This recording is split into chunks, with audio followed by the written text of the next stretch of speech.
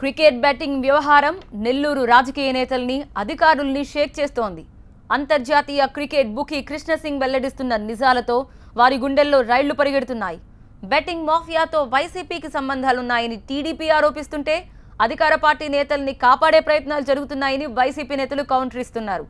ఇక పోలీసుల అదుపులో ఉన్న 100 మంది ఫంటర్లు ఎవరన్నది హాట్ టాపిక్ గా మారింది. ఇంటర్నేషనల్ బుకీ కృష్ణసింగ్ ను బెంగళూరులో కొద్ది రోజుల క్రితం పోలీసులు అరెస్ట్ చేశారు.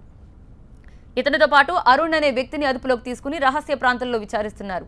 విచారణలో నిందితులిద్దరూ వెల్లడిస్తున్న నిజాలు పోలీసుల్ని సైతం విస్మయానికి గురి చేస్తున్నాయి. ఈ మధ్య జరిగిన టీ20 ప్రపంచ కప్ లోనే కాదు, మామూలు రంజీ మ్యాచ్ లోనూ బెట్టింగ్ జోరుగా సాగుతున్నట్టు బుకీలు వెల్లడించారు. ఈ దందా మొత్తం ముంబై కేంద్రంగా కృష్ణసింగ్ నిర్వహిస్తున్నట్టు పోలీసులు గుర్తించారు. బెట్టింగ్ మాఫియాతో చేతులు కలిపారన్న ఆరోపణలపై నెల్లూరు జిల్లాలో 2 డీఎస్పీలను విధుల నుంచి తప్పించారు. వీరందరినీ విచారిస్తున్న పోలీసులకు పోలీస్ శాఖకే చెందిన అవినీతి తిమింగలాల జాబితా బయటపడుతోంది.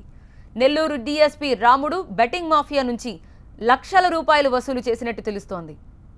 Gudur DSP Srinivas betting mafia, ఇసుక మాఫియాతో పాటు అక్రమార్కుల నుంచి భారీగా మామూళ్లు దండుకున్నారన్న ఆరోపణల నేపథ్యంలో చర్యలు తీసుకున్నారు. ఈ 2 డీఎస్పీలను వీఆర్కి పంపుతూ చర్యలు తీసుకున్నారు. బెట్టింగ్ మాఫియాతో సంబంధాలున్న సిఐల జాబితా కూడా సిద్ధమైంది. 8 మంది బుకీలు, 30 మంది సబ్ బుకీలు, 100కు పైగా ఫంటర్లు పోలీసుల అదుపులో ఉన్నారు. మరోవైపు జిల్లా నుంచి బదిలీపై వెళ్లిన పోలీస్ ఉన్నతాధికారికి BMW కారు ఇచ్చినట్టు బుకీ కృష్ణసింగ్ పోలీసులకు చెప్పాడు. దీంతో ఆయన కూడా ఇబ్బందుల్లో పడతారనే అనుమానాలు వ్యక్తమవుతున్నాయి. ఇవాళ నిందితుల్ని మీడియా ముందు ప్రవేశపెడతారు.